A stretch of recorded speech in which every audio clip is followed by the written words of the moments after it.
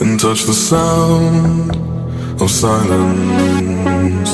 And in the naked light I saw 10,000 people, maybe. People talking without speaking, people hearing without listening, people writing songs that voices never share, and no one dared disturb the sound of silence. Fool said, you do not know. Silence like a cancer grows. Hear my words and I might teach you. Lay my arms and I might reach you.